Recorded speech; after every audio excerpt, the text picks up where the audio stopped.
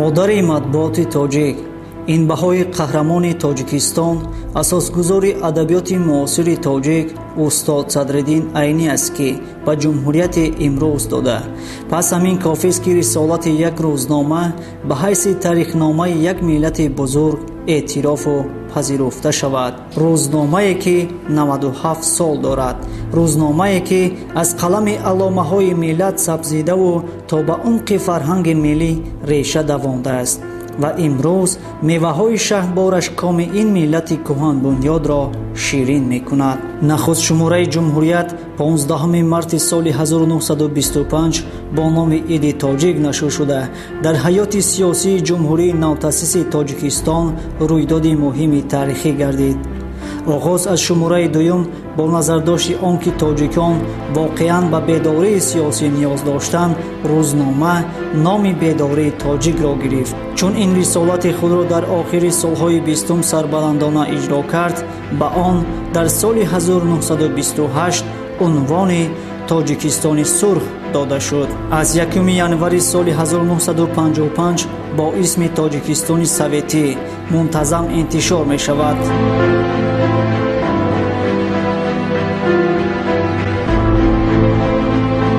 пас аз истиқлолияти давлатӣ ҷумҳурият номгузорӣ мешавад.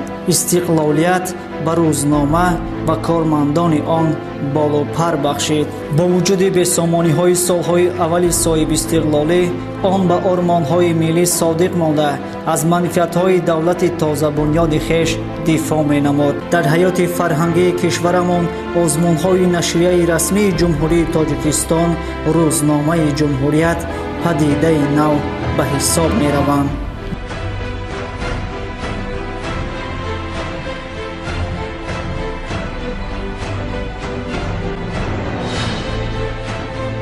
дар роҳи ташкили озмунҳояш ҷумҳурият бо роҳи маъмулӣ нарафт. ба андешаи ташкилкунандагон, озмунҳо бояд ба манфиати на танҳо нашрия, балки чун маъракаи густурдаи сиёсию маънавӣ бар нафъи қишрҳои гуногуни ҷомеа хизмат кунанд. таҷрибаи 7сола ва 11 озмуни ташкилнамудаи ҷумҳурият нишон медиҳад, ки ҳайати эҷодии рӯзнома ба ҳадафҳои худ расид.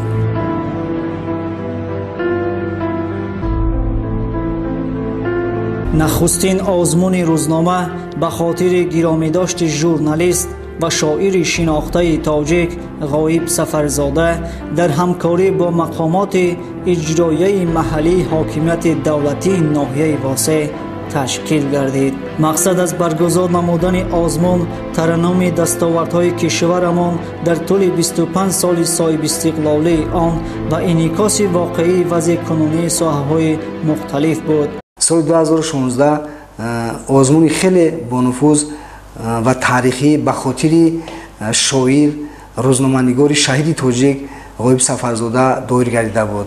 албатта Ғоиб Сафарзода дар худи рӯзномаи Тоҷикистони Советӣ он вақтҳо ҳоло ҷумҳурият кору фаъолият мекард ва яке аз рӯзноманигорони хеле хушсалиқаи тоҷик маҳсуб меёфт. дар самои адабиёти тоҷик то ҳанӯз шеъри устод Ғоиб Сафарзода миёни мардум ва ҳаводорони он маълум машҳур аст ва китобу қисса ҳикоя очеркҳои Ғоиб Сафарзода то ҳанӯз дар миёни рӯзноманигорон албатта пайваста мутолиа мегардад. соли 2017 ба хотири муаррифии ҷавонони муваффақу болаёқати кишвар ҷумҳурият озмуни пайрави пешворо роҳандозӣ намуд. ҳадафи асосӣ аз баргузории озмун дар баробари муаррифии ҷавонони муваффақу болаёқат, тарғиби саҳми онҳо дар бахшҳои роҳбарӣ, ихтироот, илму технологияҳои навин, соҳибкорӣ ва дигар соҳаҳои муҳими иҷтимоию иқтисодии мамлакат мебошад.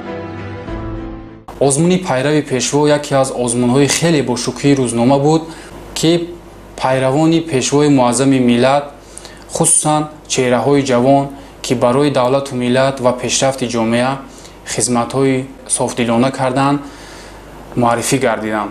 озмуни мазкур дар доираи сиёсати ҷавонпарваронаи пешвои миллат доир шуд, зеро маҳз бо ташаббус ва ғамхориҳои беназири пешвои муаззами миллат имрӯз ҷавонон дар тамоми соҳаҳо сарбаландона фаъолият карда истоданд. ин ташаббуси роҳбари давлат дар баробари ифтихор масъулияти мо ҷавононро низ бештар мекунад ки ба ватану миллат содиқона хизмат намоем. пешвои миллат муҳтарам эмомалӣ раҳмон бо эълон доштани соли 2017 ҳамчун соли ҷавонон бори дигар собит сохт ки давлат ва ҳукумати кишвар ба ин нерӯи созанда ва пешбарандаи ҷомеа эътимоду боварӣ комил доранд.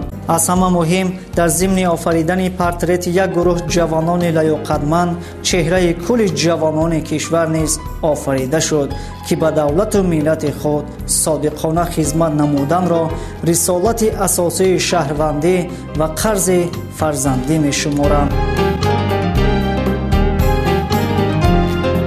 озмуни нашрия якҷо бо мақомоти иҷроияи маҳаллии ҳокимияти давлатии ноҳияи Рашт бахшида ба 20-солагии рӯзи ваҳдати миллӣ ва гиромидошти қаҳрамони Тоҷикистон Нусратулло Мақсум доираҳои васеъи илмию адабиро ба ҳам овард. муҳаққиқони соҳаи журналистика дар ин маврид барҳақ зикр намуданд ки маводи дар доираи озмун нашршуда дар тақвияти андешаи давлатмеҳварӣ, худогоҳии миллӣ, ҳифзу гиромидошти арзишҳои сулҳу ваҳдати миллӣ мусоидат намуд. дар маросими ҷамъбасти озмун ки дар шаҳраки Ғарм баргузор гардид зикр шуд ки маҳз бо талошҳои пайгиронаи президенти ҷумҳурии Тоҷикистон муҳтарам Эмомалӣ Раҳмон мо ваҳдати комили миллӣ ба даст оварда дар партави сиёсати бунёдкоронаи роҳбарияти олии кишвар дар мамлакат аз ҷумла дар ноҳияи Рашт корҳои созандагиву бунёдкорӣ идома доранд. ин озмунҳо ва ин ҷамомат як тозагӣ доштанд ки дар кишвари мо ин як ташаббуси неку хубе ки имрӯз рӯзномаи бо нуфузи мо ҷумҳурият иқдом кардааст ки чунин озмунҳо ки дар пойтахт ҷамъбаст мешуданд имрӯз дар ин гӯшаи биштосои ватана мо ҷамъбаст мешаванд. ин озмуне ки худаш рӯҳияи ватандӯстӣ дошт, худаш рӯҳии баланди ваҳдатгароӣ дошт, дар инҷо ҷамъбаст шуд.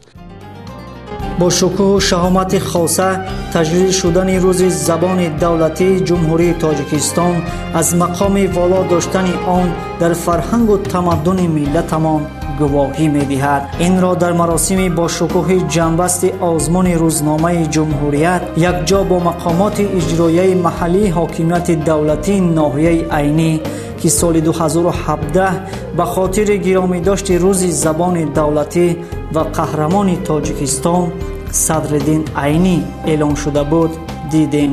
мақсад аз ташкили озмун фарогири фарохтари масоили марбут ба вазъи имрӯза ва дурнамои забони тоҷикӣ, мақому манзалати он дар тамаддуну фарҳанги миллӣ, хидматҳои мондагори қаҳрамонҳои Тоҷикистон, пешвои муаззами миллат муҳтарам Эмомалӣ Раҳмон ва устод Садриддин Айнӣ дар ҳимоя ва таҳкими забони тоҷикӣ ҳамчун забони давлат. муаллифони мо аҳамияти таърихии забони тоҷикиро дар фарҳангу тамаддуни миллатамон таъкид намуда, сарнавишти пурмоҷарои он ва билохира дар замони истиқлолият дар паноҳи давлат қарор гирифтанашро бозгӯ, нақши пешвои муаззами миллатро дар роҳи ҳимоя ва густариши он матраҳ ва хизматҳои мондагори қаҳрамони Тоҷикистон Садриддин Айниро дар инро хеле ҷолибу нишонрас бозтоб намуданд.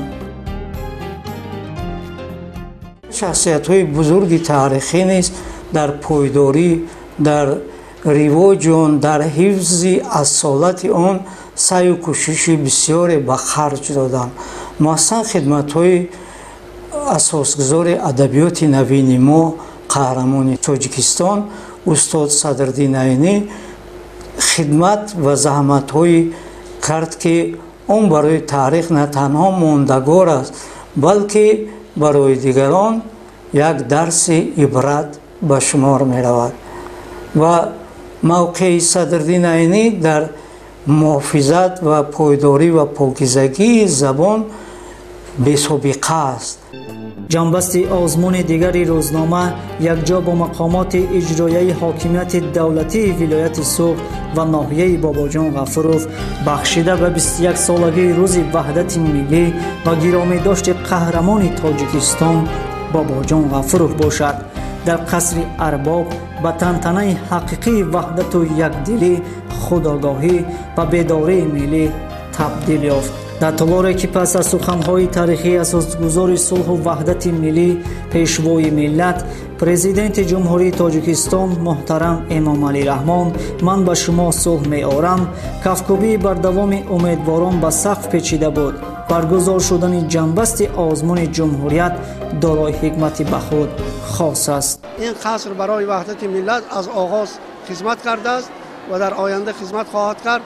фарзандони барӯманде ки дар ин ҷо таваллуд шуданд, барои миллат хизмат карданд, намунаи ибрат ҳастанд. ҳамаи мақолаҳое ки чоп шуда буданд дар саҳифаҳои рӯзномаи ҷумҳурият ва сиёсати пешвои арҷуманди миллати мо муҳтарам Эмомалӣ Раҳмон ва ҳамчунин гиромидошти 110-умин солгарди таваллуди фарзанди фарзонаи миллат Бобоҷон Ғафуров ва шоҳасари он кас ки тоҷиконро машҳур карду сарвари давлат ба ин китоб баҳои хеле баланд доданд. бинобар ин ҳамин нуктаҳо буд ки имрӯз дар мадди назари қаламкашон аҳли зиёе ки мақолаҳо навишта буданд қарор доштанд. озмуни нашрия ба мақомоти иҷроияи ҳокимияти давлатии шаҳри Панҷакент бахшида ба соли рушди сайёҳӣ ва ҳунарҳои мардумӣ, бори дигар ба тамаддуну таърихи пуршараф, ҳунар ва ҳунармандони миллати худ, рушди сайёҳӣ дар кишвар ва муаррифии шоистаи он дар сатҳи ҷаҳон такони дигар бахшид.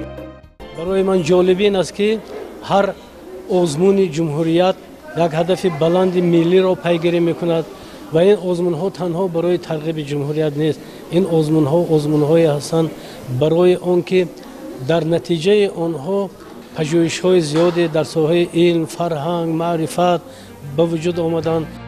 дар доираи ҷанбасти озмун иштирокдорон ба шаҳри бостонии Самарқанд сафар намуданд. шаҳри бостонии Панҷакент интихоб гардидани макони баргузории маросими ҷанбасти озмун бесабаб набуд, зеро он бо ёдгоҳиҳои беназири таърихӣ чун саразми бостонӣ, Панҷакенти қадим, оромгоҳи саромади адабиёти тоҷику форс Абу Абдуллоҳи Рӯдакӣ, манзараҳои нотакрор, мавзеъҳои зебо кайҳост ки мавриди таваҷҷӯҳи сайёҳони хориҷию дохилӣ қарор гирифтааст. бо итминони комил метавон гуфт ки ин ташаббуси беназири пешвои муаззами миллат ва дар доираи он баргузор шудани чорабиниҳои гуногун ва вусъат ёфтани бунёдкориҳо на танҳо дар рушду равнақи соҳаҳои ҳунармандию сайёҳӣ, балки барои боло рафтани сатҳи иқтисодиёти кишвар саҳми арзанда гузошта, нуфузи ватани маҳбубамонро дар арсаи байналмилалӣ боз ҳам баландтар хоҳад бардошт. маҳфили ҷанбасти озмуни рӯзномаи ҷумҳурият бисёр омӯзанда, аҷоиб ва хотирмон гузашт. аз он ҷиҳат ки ҳам фарҳанги масалан сайёҳӣ я мамлакат қабул кардани сайёҳон аз кишварҳои дигар ин одобу фарҳанги хоси худша дорад, ҳам рушди ҳунарҳои мардумӣ ки аз ҷониби президенти мамлакат ин сол эълон шудааст, ин боз тамоми мардуми моро, махсусан ҷавонои моро вазифадор мекунанд ки ба рушди ҳунарҳое ки аз ниёгони мо боқӣ мондааст як андоза дар гӯшаи фаромӯшӣ рафтанд. барои эҳёи онҳо масалан камари ҳиммат банданд. дар он мақолаҳое ки дар озмун аз ҷониби рӯзномаи ҷумҳурият эълон шуда буду дарҷ гашт, бисёр хуб ва ҳаматарафа тарғиб ёфт. тарғиби он мақолаҳо масалан дар мағзи мардум, дар мафкураи мардум ҷоб кардани эҳтироми ҳамо ҳунарҳои мардумӣ, эҳтироми он сайёҳоне ки ба мамлакати мо меоянд, дар ҳама ҷо пазироии онҳо ҳамин аст. бо мақсади саҳмгузорӣ дар татбиқи сиёсати маърифпарваронаи пешвои муаззами миллат محترم امام علی رحمان وابسته به تربیه نسل آینده‌ساز ملت در راه خودشناسی و خودآگاهی و تشکل حس وطن دوستی و فرهنگ پروری در ضمیر آنها، هیئت ایجادی روزنامه سال 2019 یکجا با مقامات اجرایی حاکمیت دولتی ولایت سوق آزمون بهترین شعر بچگانه را برگزار نمود. بررسی و نتیجه‌گیری شعرهای پیشنهاد شده معین نمود که اداره روزنامه و مقامات اجرایی حاکمیت دولتی ولایت سوق همچون تشکیل کنندگان آزمون در اجرای هدفهای خود موفق گردیدند. در مجموع شعرهایی که در دایره آزمون منتشر گردیدند پیش از همه در ضمیر خود کودکان و نورسان شوق و ذوق از خود نمودن آثار شعری و نثری ادیبان گذشته و امروزه خلق تمدن آفر تاجیک را بیدار می نمایند. محبت و مهربانی و غمخواری پرزیدنت محترم و پیشوای ملت ما نسبت به کودکان است. آغاز همیشه در صحبت‌هاشون با نسل جوان و نورس و بچه‌ها میگن که شما آینده تاجیکستان هستید. واقعا ما اگر آینده خود را امروز تربیت نکنیم از فردا چیز چشمدار بودن از امکان بیرون است. بچه‌های ما باید وطن دوست باشند و به کمال رسند با صداقت جان فدا در راه وطن، زیرا آنها خواهد نخواهد جای پدر و بابای بیبی پدرکلان و مادرکلان خدا میگیرند. آنها باید از ما بهتر کار کنند، از ما بهتر سازند، تاجیکستان را مشهورتر کنند. در این راه در تربیت چنین کار بسیار پرشرف ادبیات بچه‌ها سهم به نهایت بزرگ دارد. باعث خوشنودی است که این آزمون ما میان اهل هنر جمهوری خیلی دستگیری زیاد یافت. از جمله به نشانی روزنامه قریب 300 نفر شعرهای خود را ارسال داشتند. از این میان 100 نفرشان شعرهایشان جدا شد، در صحیفه های نشر گردید و 16 نفری آنها در آخر غالب آمدند. طلبات همین گونه بود که آنها باید 3 شعری پیشنهاد میکردند، یعنی که قریب 1000 شعر نو برای کودکان تولید یافت و ما بهترین های آنها را البته پس از تحریر و تصحیح در صحیفه روزنامه جای دادیم. شعرهایی که به جمهوریت پیشنهاد نمودم شعرهای اولین بچگانه هم بودند. من پیشتر ایجاد میکردم اما شعر بچگانه در میان شعرهای من وجود نداشت. هنگامی که دیدم که استاد گلنظر دیگر شاعران بزرگ کشوری ما در آنجا اشتراک کردند، باوری بر آن نداشتم که من نیز یکی از غالبان این آزمون میگردم. در تاریخ هر خلق و ملت واقعه‌های بزرگ و مهم رخ میدهند که سرنوشت من بعد و راه رشد آنها را برای سالیان زیاد معین مینمایند. استقلال دولتی برای مردم تاجیک از جمله چنین رویدادهای بزرگترین تاریخی می باشد. استقلال برای مردم شرفمند تاجیک امکانیت فراهم آورد که اختیار دولتداری را به دست خود گرفته به سوی زندگی آسوده، اعمار دولت دموکراتی و حقوق بنیاد دنیوی راه وسیع گشایند. نشریه جمهوریت با منظور تغییر تمدنی فرهنگ قدیمی ملتمان، رشد کشور در دوران استقلال دولتی با مقامات اجرایی حاکمیت دولتی ولایت ختلان آزمون جمهوری تاجیکستان خانه امید ما را اعلان کرد که در قصر فرهنگ ناحیه دنغره در سطح بلند جنبست گردید.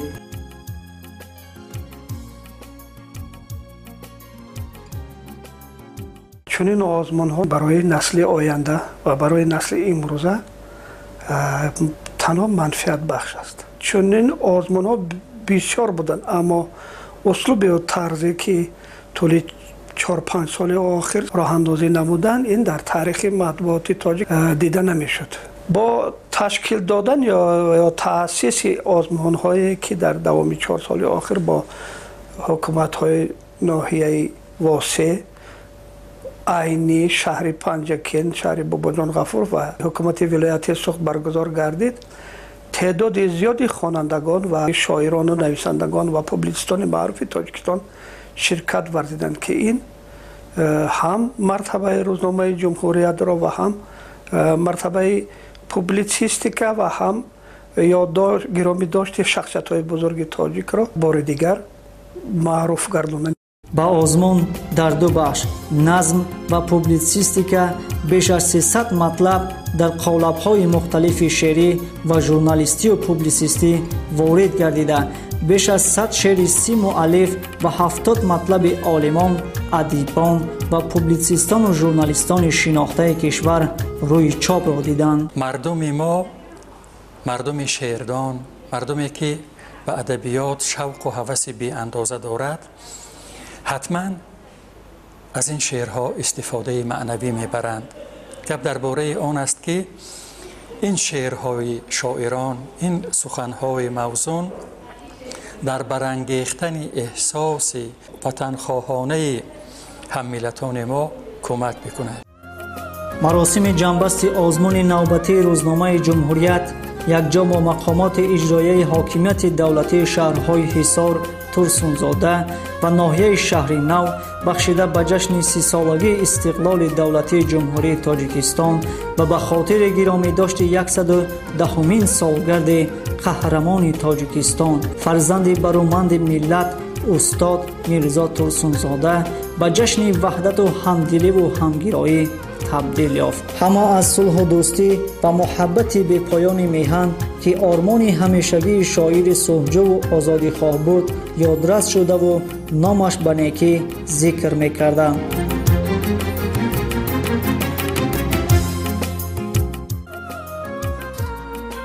таи ду рӯз 18-19 июни соли 2021 оламе дар хонаи тоҷик дар диёри шоир дар меҳмондории устод Мирзо Турсунзода буд. раиси иттифоқи нависандагони Тоҷикистон Низом Қосим иқдоми муассисони озмунро дар шинохти дигарбораи шоири шаҳир муҳиму саривақтӣ арзёбӣ намуд. ваҳдат, истиқлолият, худшиносиву худогоҳӣ, меҳанпарастӣ ва миллатдӯстӣ воҷаҳои муқаддасеанд ки аз устодони бузург назири Мирзо Турсунзода ба мо мерос монданд ва масъулияти ба ояндагон расондани онҳо бар дӯши мост.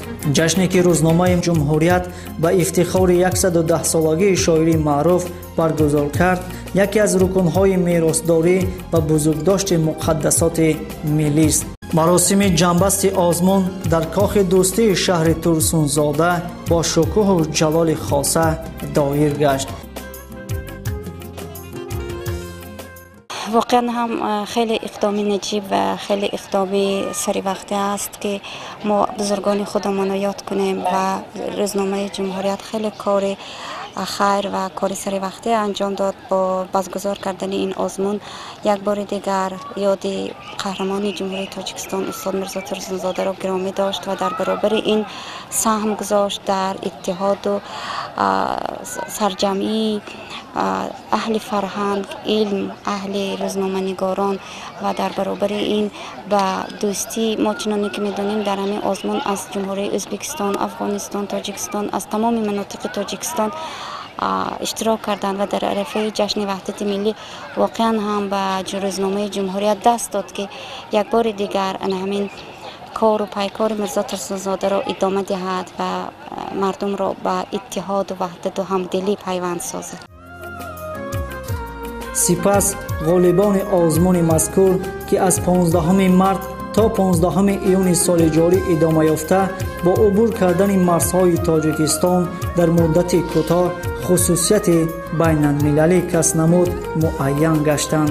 از 200 مطلبی که در قالب ژانرهای مختلف پوبلیسیستی و ژورنالیستی به روزنامه وارد گردید، 100 مواد عالمان و ادیبان و آموزگاران و پوبلیسیستان و ژورنالیستان شناخته روی چاپ آمد که بیش از 20 عدد آن به قلم مؤلفان خارجی از کشورهای به ما دوست و برادر روسیه، هندوستان، پاکستان، ازبکستان و افغانستان منسوبند.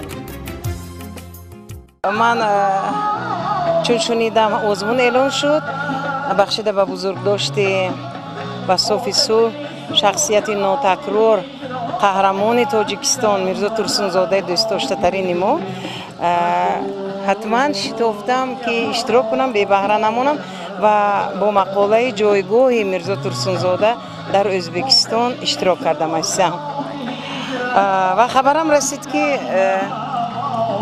мақолаатон ҷоизаро соҳиб шудааст. Фақат дар сари ҷоиза гирифтани ӯ мақола набуд. Дар ӯ мақола ман ҳамун садои қалбамро, садои на танҳо қалби шахсии худамро, тамоми мардуми сулҳдӯсту осоишдӯсту турсунзодапарварро хостам гӯям. Дар ҳақиқат имрӯз месазад ва давомдиҳандагони он корҳои наҷиби Турсунзода ва шоистаи таҳсини Турсунзодаро имрӯз сарварони ду кишвар ҷаноби олӣ пешвои муҳтарам Эмомалии Раҳмон ва раис ҷумҳури муҳтарами мо Шавкат Мирзиёев давом дода истодаанд. Анами анъанаи беҳтарини ва он хиштҳои тиллоии сулҳу осоишу ваҳдатро ки Турсунзода гузошт болои вай бинои ин сулҳу осоишро инҳо таъмир мекунанд. бинои сохташударо ин як рамзӣ аст. рӯзномаи ҷумҳурият бо баргузор намудани озмунҳои гуногун дар таблиғу ташвиқи фарҳанги пурғановати халқи тоҷик саҳми назаррас дорад. ин роҳи наве буд ки маҳз ҷумҳурият кошифона бо он рафт. дар доираи озмунҳои худ ҷумҳурият беҳтарин муаллифон ва онҳоеро бо худ мебурд ки ҳам дар сиёсат, ҳам дар фарҳанг ва ҳам рӯзноманигорӣ дасти тавоно доранд. ин худ барои хонандагоне ки солҳо рӯзномаро хонда муаллифони маҳбубу писандидаи худро ягон бор аз наздик надиданд дидори нишодбахш ва мондагор буд.